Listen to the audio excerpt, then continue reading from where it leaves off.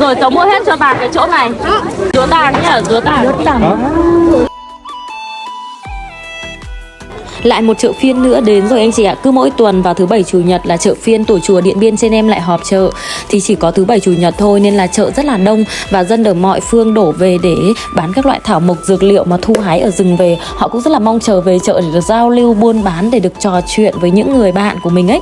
Thì cái này là đặc sắc ở vùng cao trên em và chắc sẽ không bỏ được.